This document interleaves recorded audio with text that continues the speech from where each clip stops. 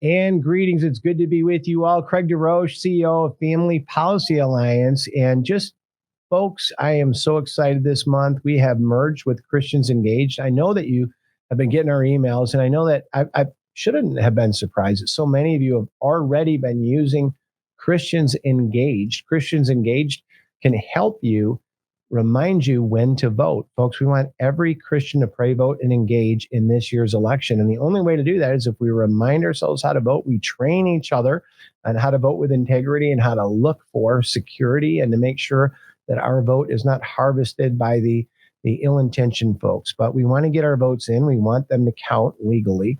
And Christians Engage will help you do that. So please, please, please look for the links in this show and add Christians Engaged to the work that you do with Family Policy Alliance and the councils, and encourage your friends this year to get out to the polls. Folks, if 1 million more Christians vote in this year's election, we'll be a different country. And we don't vote in just once every 4 years as Christians. We're going to make the commitment to vote 4 times every year. And as a part of our participation in our community, we know that Christians have been involved in leading corporate prayer in our churches and our congregations at community events. But folks, the most important thing in our prayer lives, as we know, is that personal relationship that we have with God each and every day. And we've been taught how to pray for those of us that are Christians from Jesus, from our rabbis, our clerics, our priests, our pastors throughout the years. And it makes perfect sense to us at Family Policy Alliance and to those of us that have been involved around the church that smart people would create an application on our phones to help us be involved in prayer. And I am just so excited to introduce someone who's becoming a good friend to the Family Policy Alliance, Mr. Michael Lynn, and he is the founder and currently serving as the chief financial officer of pray.com. And he's going to come in here and join us and talk to us about what pray.com is and what you've been doing. And we've got some really exciting stuff. So folks, if you're new to this, don't leave here. Keep listening to this podcast. But we're gonna teach you how you can use this pray.com app as well. But Michael, thank you for being with us. Welcome to the show. I'm so excited to be here, Craig. Thank you so much. It's an honor to be part of this. So God set you up for something here because you developed this application. You're the founder of this. You put together just an amazing team, and you went out there. Tell us why. What was the original call to serve? Who were you trying to help? Yeah. So thank you for the opportunity to talk about pray.com. There's a lot of mental health issues in this country. And pray.com got started because the mental health crisis that occurred in one of my co-founders in his life. And so pray.com started 8 years ago. And the reason it started is one of my co-founders, his name is Steve Katina, experienced a tragic loss of his business partner in a plane crash on September 11th of 2015. And I think with most people, when they experience a tragic loss, they fall back on their faith. It's something that's always there, that was always there for them. And for Steve, my business partner, his mom is Jewish, his dad's Irish Catholic, and his grandma kind of dragged him to church. And, that really wasn't something that was important to him as he got older until this event happened in his life. And I think most people, when, you're searching for a way to cope, is that you go online and you start looking for resources. Like, how am I going to help myself get over this really tragic event? And he started listening to podcasts. And so he started listening to Deepak Chopra and Oprah and, all these resources that he thought would help him. And a friend of his sent him a pastor's podcast. And originally he's like, that's too much. I don't know if I can listen to that. And his friend, who was a former Navy SEAL, said, this helped me. Like, if it can help me, it can help you. And so he started listening to this pastor's podcast every day, going to work and coming home from work. And he couldn't believe it. He's like, I felt like this content was made for me, that was made to help me with my business partner passing. And he told me about it. We had gone to USC together. And he told me, hey, I'm going to start this platform called pray.com, the digital destination for faith. And at the time, Craig, I'd been working at Merrill Lynch for 13 years. And he tells me this out of the blue in the summer of 2016. And it just hit me like a wave. My background, I'm from Green Bay, Wisconsin. I was raised Catholic and, blue collar background. We didn't come from a lot of money. And I thought my path for my life was to work at Merrill Lynch as this private banker because, the reason I got into it is my mom was actually swindled by a financial advisor when I was in college. And I thought, I'm going to make sure that's what I do is I help people not get swindled. And when he told me that it helped him with his mental health of his business partner dying, my Catholic background just like, whoa, like this needs to happen. And I live in the Los Angeles area. And so when people talk about their faith in the open, like it's actually uncommon. We don't live in the South. And he told me he was going to start this. And I knew right there. I told him that night, he told me, I go, I'm going to leave my 13-year career, all my clients, all my licenses, my designations, everything I've built my whole life, Craig. And I was going to help you build pray.com. And that's what I did. And it's been incredible. That's amazing. And what a great testimony. So folks, this started in prayer. We shouldn't be surprised. And it started with a spiritual connection and a loss and a yearning. And most importantly, it started with the consumption of the word. And these things have been brought together. And I don't often do this, but I'm going to share a little bit here with our guests of what the pray.com website looks like. And I don't know if you can tell us a little bit about what we're seeing here. Yeah. So we have a website and a mobile application. And every single day, you'll get a daily devotional from pray.com. And that daily devotional has a piece of scripture that we read to you and explain to you what it means and the impact it can have on your life. And so we start the day in prayer. That's the first thing that we do. And then what you're seeing here is we have a library of content. We have the largest library of original content in the world. And so this library of content is stuff that we curate, where we publish our own content. So here's an example of James Earl Jones, who's going to read the New Testament for you. And some of you may know that name, some of you may not, but he's Darth Vader and he's in all sorts of movies and he's got an incredible voice. And we have other people you may have heard of, like Dr. Phil, who does prayer therapy for us.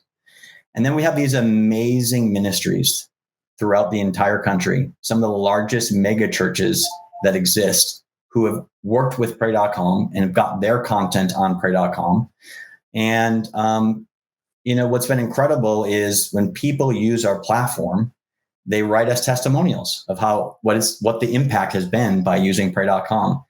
And that's really things changed for us when we started hearing feedback of really how it helped people with their mental health and, getting through, difficult times.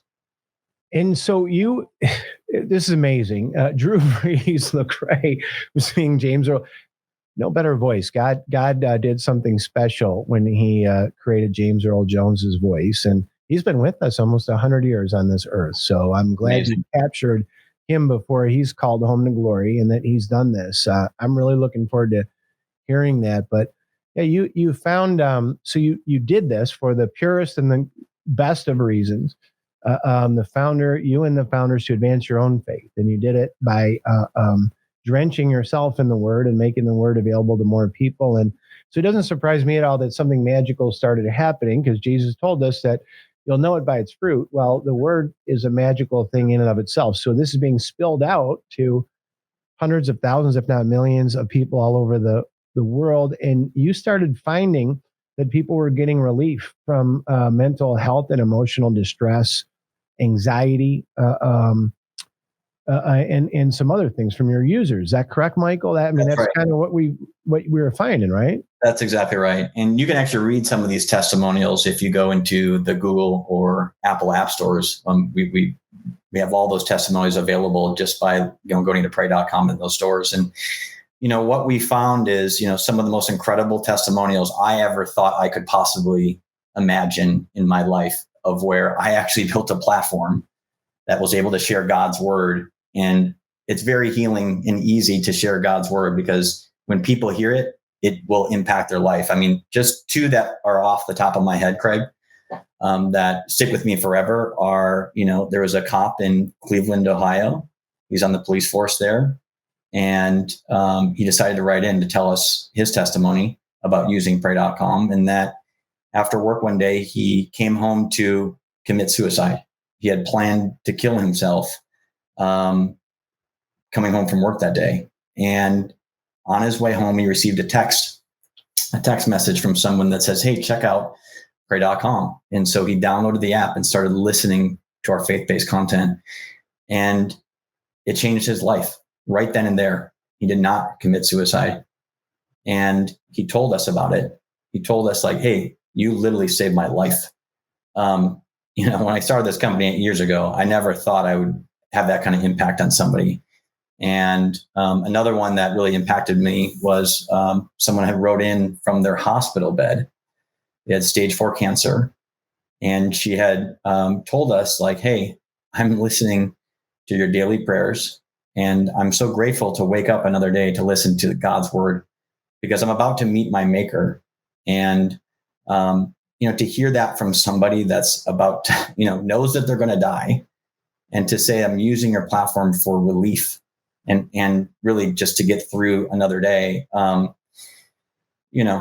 It's a blessing from God that I get to do this. Like, I can't believe I get to do this every day. I'm not a pastor. I didn't go to Bible college. And so like to be able to have this impact, and really after we got all these testimonials, it really kind of changed the trajectory of where we were going to go with pray.com.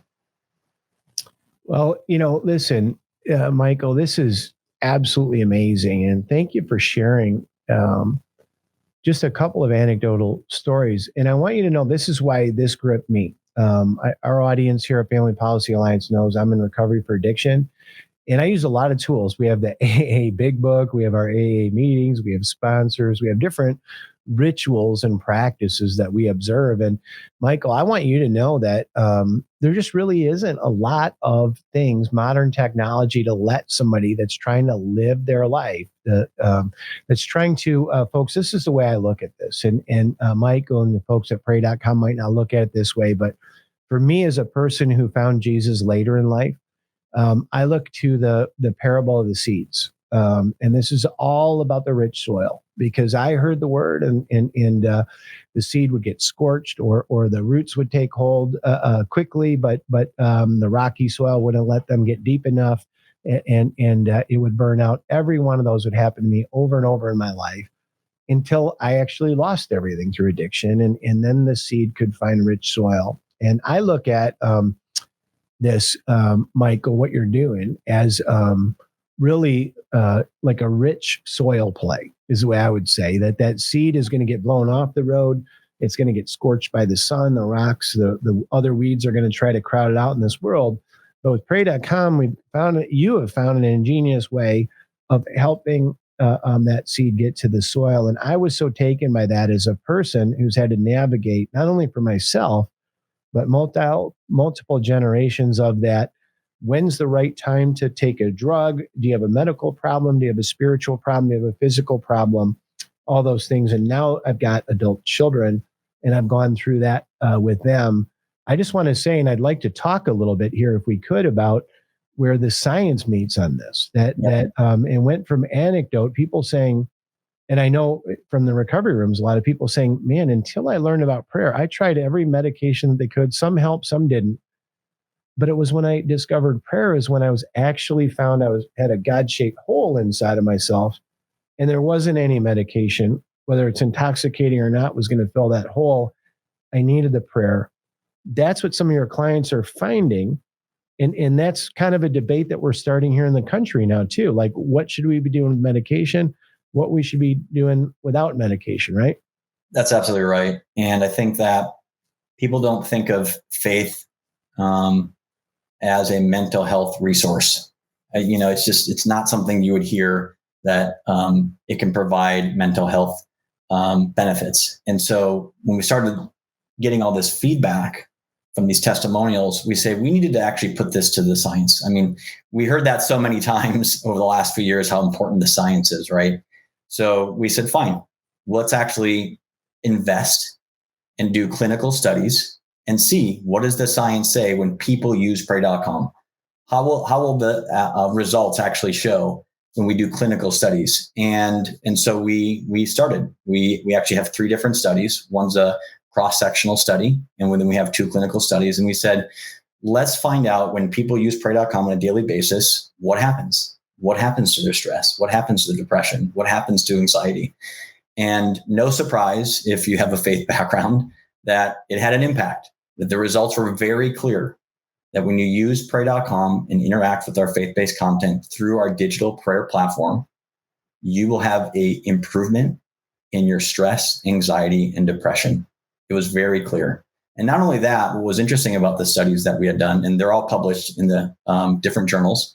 One's in the Journal of Religion and Health, one's in the Spirituality and Clinical Practice Journal, and another one's in JAMR's Formative Research. So we've got all the data that you can look up online to actually see the actual studies. But what was interesting is when we did our clinical study, we actually found that a certain demographic was having an outsized return on their mental health than any other demographics. And so Black and Hispanic Americans that use pray.com were actually having an outsized return on the benefit of using the platform on their stress, anxiety, and depression. And so I think for us, the data was very clear that we have a platform that helps somebody with their mental health, and we need to get the word out, which is, one of the things that we're doing today is letting people know, like, this data is now published. Like, this is hot off the press, by the way, Craig. Like, you're one of the first people that, we're giving this data to, in terms of, like, it's out there now. And so, there's a real opportunity to spread the word here, because I'm sure in your recovery, there was a lot of options they gave you, right? There's probably a lot of different things you could try. And we just want to be part of the menu of things that you can try. And if it works, thank God. And if it doesn't work, what the consequences are of consuming faith-based content? There isn't anything negative, right? You're not going to have a negative side effect of, like, a drug, as an example. So we're excited about the data that we just got in. Well, I am too. And that's one of the reasons why I wanted to have you on. So for all of our listeners here, know that this research is available here, where you're able to listen and download this podcast as an attachment, because we want everybody to learn about this, because it is the business that we do. This is really neat, Michael, because you're kind of not a lot of people work with Family Policy Alliance on both sides of what we do. We work with families, right, on the common sense, practical, hey, we're trying to raise our kids together, and we need help. And then the political, which gets hyper, we fight all the way up to the Supreme Court. We're the largest social conservative infrastructure in America. We're currently mobilizing 1 million new voters just this year. We're over 280,000 on the way to that. There are thousands a day coming in. So we run a very big shop, but everybody is struggling with this question, Michael, in their families.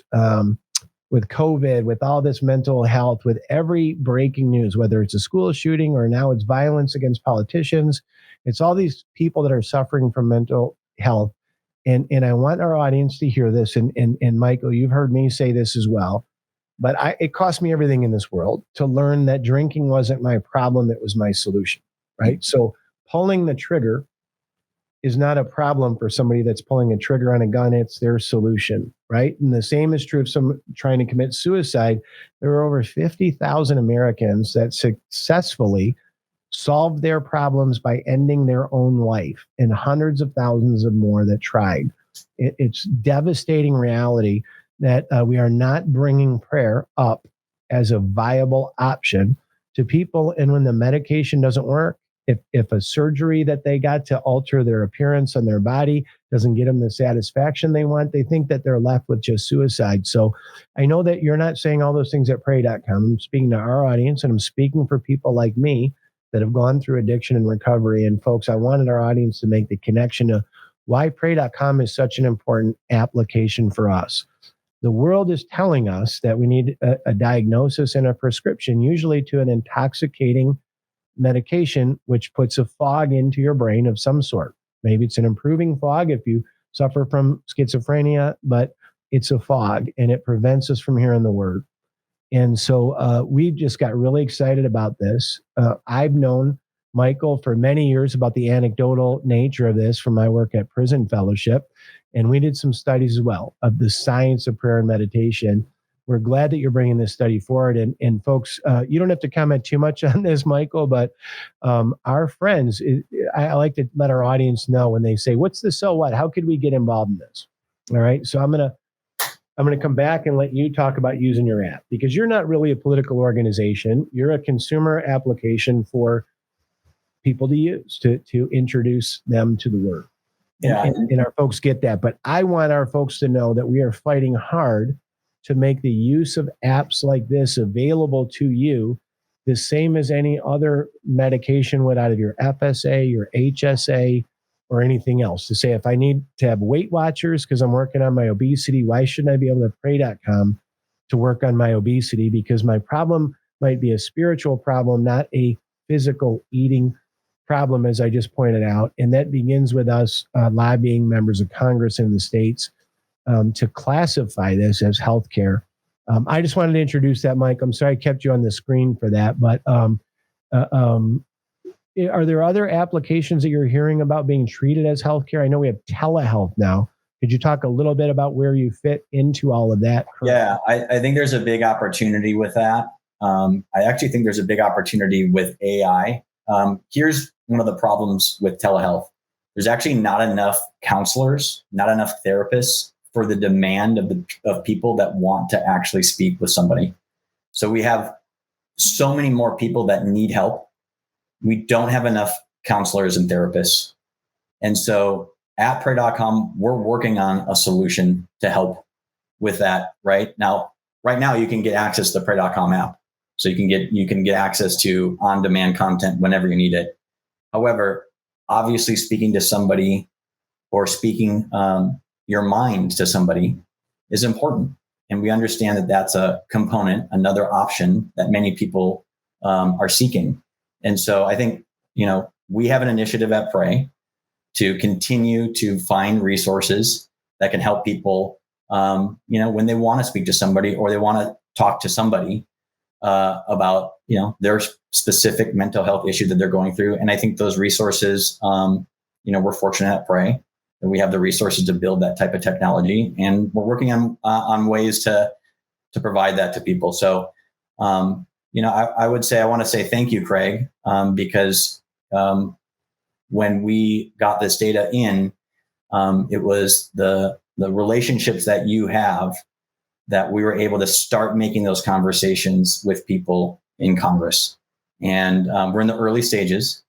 But I want to thank you for the connections and the people that because the reality is the more people that have access to this, the more people will feel better about themselves. And when what happens when you feel better, Craig, you're going to treat people better, right? And when those people hear you talk to them and they feel better, they're going to talk to the next person, they're going to feel better. So it's a contagious of feeling better. It's a contagion of feeling better is what we want, because, life is hard, and, you want to be inspired, and faith-based content can do that. And so, I think there's a lot of technology out there that we're working with at Pray that we haven't released to the public yet. We're working in the background on it. And I think it can help a lot of people where, we have shortages of people that can actually treat this.